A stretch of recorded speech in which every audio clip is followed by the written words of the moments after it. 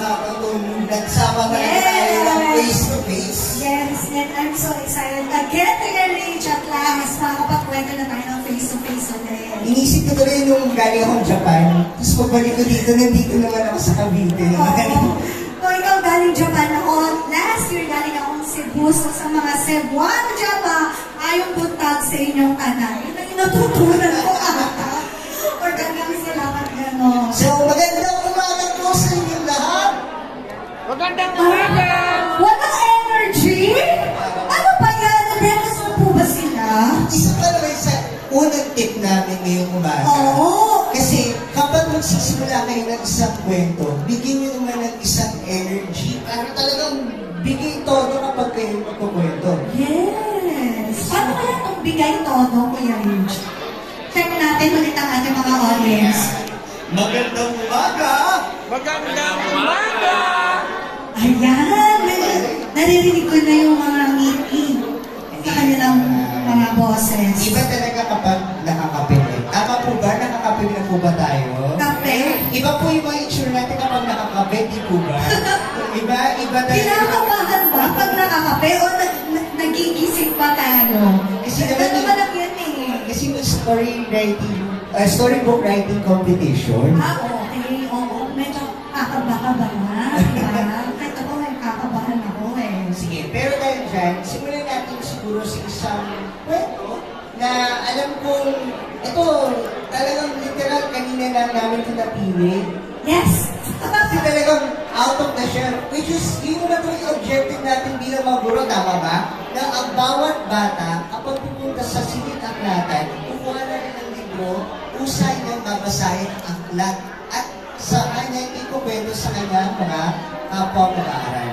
Kaya parang siguro, Nakaka-relate ako dyan. Nakaka-relate ako Ay, dyan. eh sa ano, bahay, pag uwi ko, kukwento ko sa tatay ko, or na, ay, basa akong libro, yung alamat ng pinya, mga gano'n mo. Ano kaya ito pag kinuha lang, pagbasahin ko na.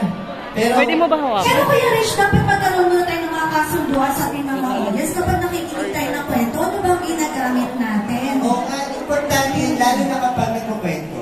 Hindi lang basta, buwan ng libro, tapos sa harapan ng mga mag-aaral, magkukwento na kagad. Nagbigay muna kayo ng mga alituntunin o mga rules. Kailangan may house rules muna Ikaw na kayo. mag-picture ka, pwede ba? Classroom management din kailangan pakita Punta muna ako dun, baka So, naman sasabihin natin. muna natin siguro, Ano, Kuya Rich? kasi naganasan ang mga audience natin, mga bata. Oo.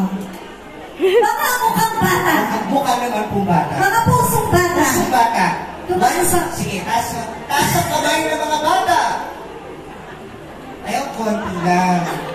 O sige, taas ang kamay ng mga pusong bata. Taas ang kamay ng mga forever na bata. Yay! Talaga energy. Iba talaga pag forever na Oo, bata. forever na bata. Ako nasa 40s na ako, pero ganito pa rin. Grabe yung 40. 40s na to. Ito na, sa ganda po to, Dr. Ivy. Thank you. Okay, pero ito na po yun, sa ganda. Pero I'm so happy kasi, dahil ko Ate Push, medyo Huwag na natin ibigay iba. Basta masaya tayo na face-to-face pa rin tayo sa akin ito. Kasi millennial ako. Ay, millennial. Oo. Sige na.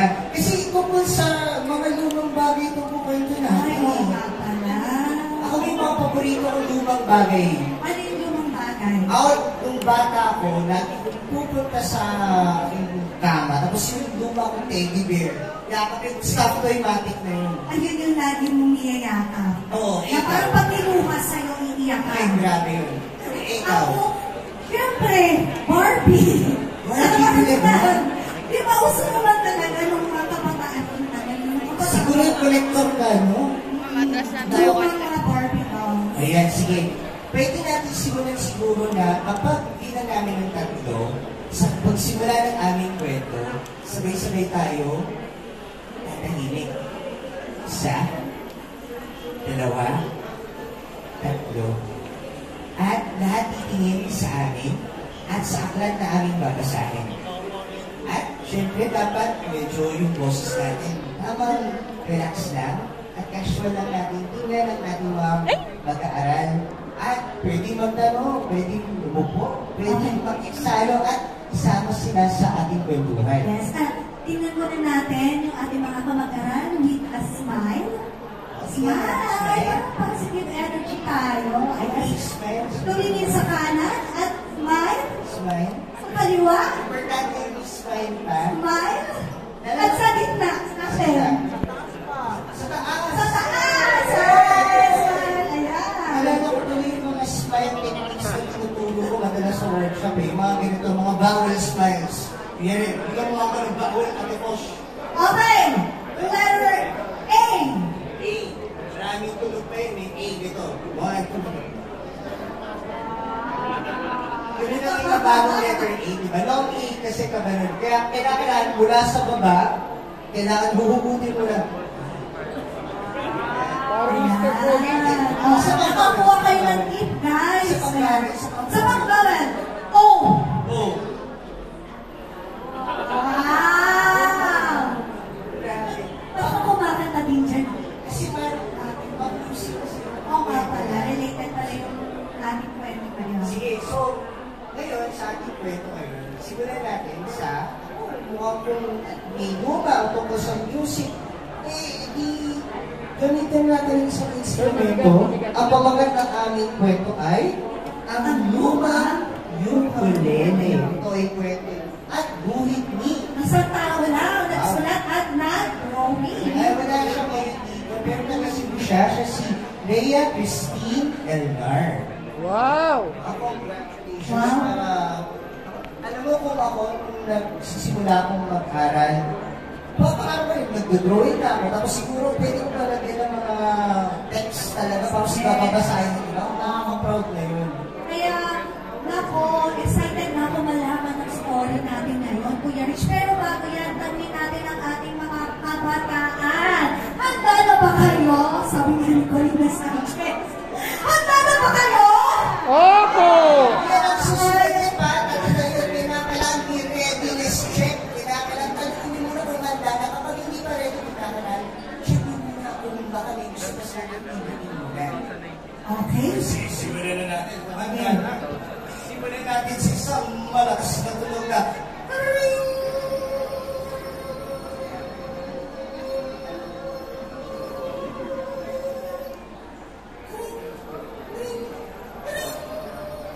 Ano ba yun, mga bata? Yung naririnig yung tunog. Nahulaan niyo ba yun? Nahulaan niyo ba?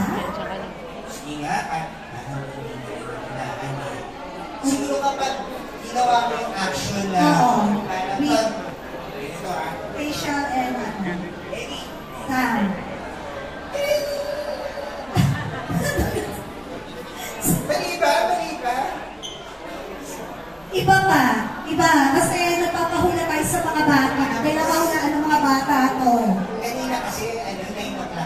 Kasi pag tumama na yung hour hand at yung minute at sakto talaga sa o'clock, dapat merong o ano ba? Ano yung mga bata? Saan na galing yun? Alarm. Ayun, it's English. Alarm clock. Ano siya? But now, they use their phones. Yes. Right? They use their phones. Kaya parang katulad na itong nasa school sila, sa wakas, si Tina Granado na ang susunod namin guro. Parang katulad sa school na nandito, ang dami teachers dito! Hello sa mga guro! Para walang teachers ah. Nandito mo ba mga teachers? Yay! Naubos ang lakas. Nandito ba mga teachers? Yes! Naku, excited ako. Mabilis kong inenda ang aking mga gamit para sa klase. Gusto ko talaga ang klase ni Ginang Granado dahil ubod siya ng bait. Tulad ng mga nakikita ko na nandito. Parang ubod daw ng bait. Pati nga anong ubod ng bait. Oo, grabe. Nakakinig sila! Nakakinig sila. Naku, nakagdan ko. Teka lang, tanongin natin mga bata, anong pangalan ng teacher? Kung naalala nila. Ginang Granados. Granado, okay. Ate-push talaga. Sinicheck ko lang, di ba? Si Eddie, kung nung dumating kasi siya, sabay-sabay kami bumati sa kanya. Parang naalala ko pa sa paaralan kapag sabay-sabay, magandang umaga, Ginang Granado.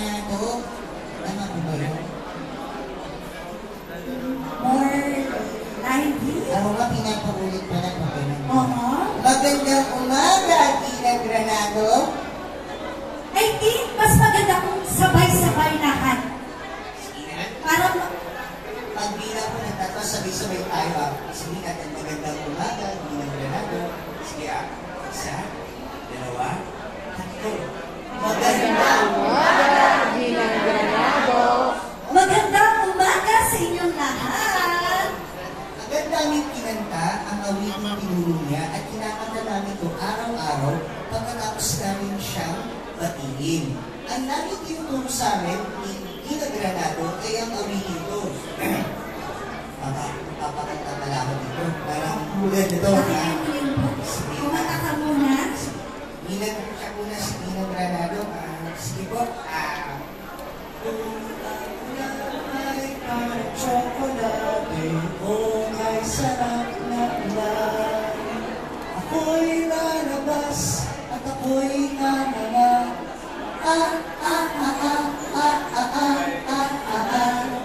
Kung ang ulan ay parang tsokolate, kung ay sarap na ulan. Yay! Mga bata, ang galing mo Ang galing ni teacher. Ang galing mo.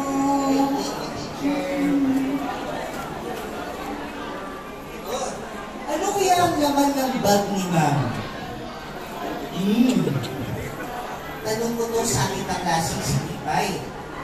At ano ba, hindi ko rin alam, Tina, ngayon ko lang din nakita yan. Sagot ni Tipay. Nagtataka ang lahat sa bagong bag ni Ginang Granado. Medyo pakita mo nga, Imagination ng mga bata, gamitin natin ang ating imagination. Kahit walang props. O ito ang lahat. At bigla kanina pa sabi ng what?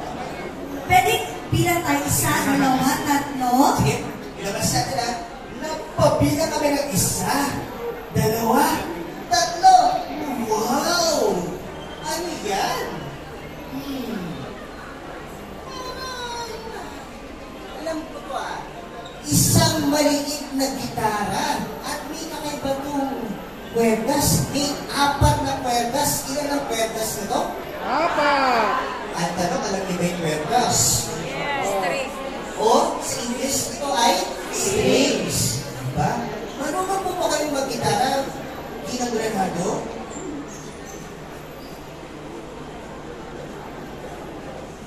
Alamin natin, ha? Alamin natin kung ano sinabi ni Ginang Granado.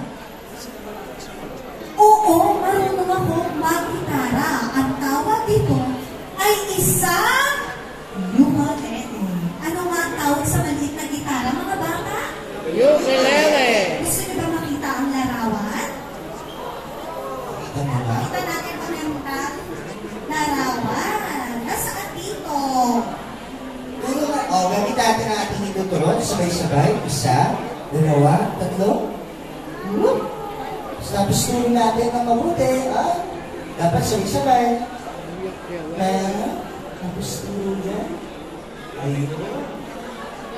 At dahil gagamitin ko sa ating activity ngayon sa classroom ang aking ukulele, kailangan sabayan niyo ako mga bata sa awiting ito. Alam niyo ba yung tong, tong, tong, tong, tong, dito?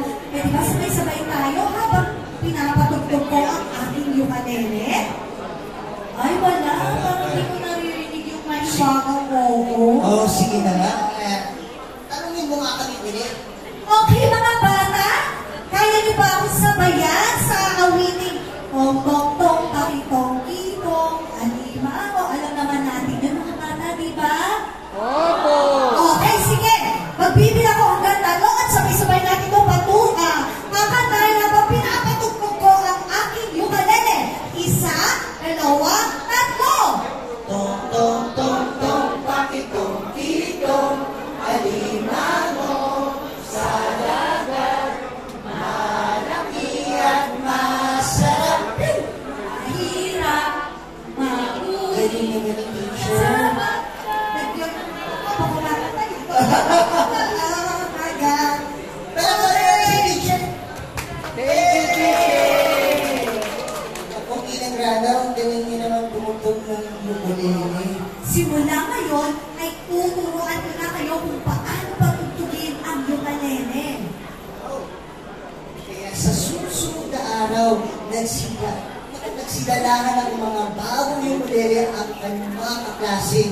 Tapos ang ganda naman ang ukulele ni Tibay. Papuri niya bilang granado. At abay, syempre, mamahalit na si ito sa ni Tibay. Halos lahat ng mga klase ay binilhan ng bago, maliban, okay. Paano yung sound? Yes. May nabibisa.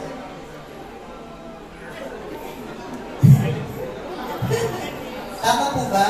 Ano Ay, saan ba? Ang cute naman yung isa. Pwede na, go! Minuha po ba? Huwag na, hindi mo Ay, ka. sige. Hindi ko pa sa... I'm sad. Yan! Pag-uwi ko sa bahay, sinabi ko kay tatay na kailangan namin sa klase ng ukulele. Kayo ba, mga bata, kapag nakikita nyo sa kaklase ninyo na may bagong gamit, naiinggit pa kayo? Opo. Opo. Ako rin.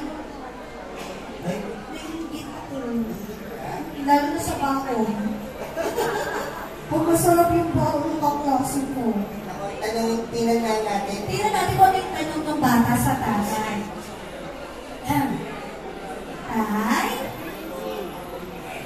Pwede niyo po ba akong pinpan ng ukulele? Tanong ko sa kanya. Tumugong lang siya ng ngiti at pumasok sa kanyang silid. Pumasok sa kanyang silid.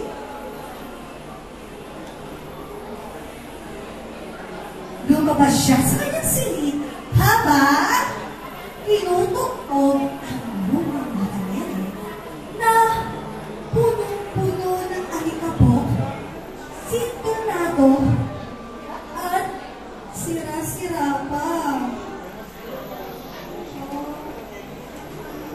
Gusto mo bang subukan, anak? At ang tanong pa ni tatay, Ay, ako hindi ko pa kaya siguro ng bago, anak. Kaya ano, aayusin ko ito. Pinilitan ito ni tatay at sa kabila ng masking tape. Ito okay, ayan, ayos na. Maaari mo na itong gamitin pag mamalaki pa ni tatay. sige, pwede na itong gamitin kahit luma at gusto yung alala na ako, tatay. Diba? Maraming salamat! Pero, ay, kasi, hindi yung alele. Kumali ka po, luma, tapos, medyo simple na ako. Baka, mapahiya po ako kung ito yung gagamitin ko. Tapos, tiyak, pagtatawanan ako ng mga klase ko. Okay ba yun? Pagkawalan natin yung kakasi natin yung lumang gamit. Bakit? Galing naman ito ba? Na kumpletong pangungusap. Magpapakasabi ka. Ang ganda nung parang pwedeng salaysay. Ano pwedeng pang-essay. Ano po yung sagot ng ating mag-aaral? Bakit nga ba nakakasakit yun? Sure, nakakasakit po na yung gamit. Hindi na po ako. Mental health, guys. Mental health. Okay? Mental health. Yun po yung summary ng sagot. Ano sabi ni tatay? No? Ano ba, anak? Ito ay yung ukulele na to. Ako ang gagawin natin, ha? Kuya mo kasi noon yung gumagamit nito. Nung kasing edad mo pa siya, ha? Lumang man ito, pero natuto pa rin siyang tumugtog. Kumbaga may sentimental value po, tay. Oo naman. Ako, sigurado ko, kung natuto kuya mo, matututo pa rin. Yes, sige. Kinabukasan, sinimulan na ni Ginang Granado ang pagtuturo sa amin. Nang inilabas ko ang aking ukulele, lahat ng mga klase ko ay tuloy sa akin. Tamang-tama, Tina. May ukulele ka na. Ang sabi ni Ma'am. Para akong natutunaw sa kahihiyan. Natutunaw sa kahihiyan. Natutunaw sa kahihiyan. Pokeyelo. Habang pinutol niya na ito. At ang sabi niya, Andiyan na daw, sabi mo. pagpasensya nila po ito Hindi kasi ito bago. Hindi po kasi ako binigyan ni tatay na bagong ukulele. Ang sabi ko kay Tina Granado, nagtawanan na po klase. Ang evil, ah. Tawa po nga tayo ng pambata. Ayan naman. Kasi kanina medyo ibang story yung kanina. Ikaw po palabas. Tapos nasabi ng isang kaklase, Naku, mukhang galing sa lumang baol na ukulele mo, Tina. Gagamitin mo pa ba yan? tapos patuloy pa rin silang tumatawa. Magsitigil kayo. Ang sabi ni ma'am sa mga nanunukso sa atin, sabi niya, wala sa kulay o disenyo ng instrumento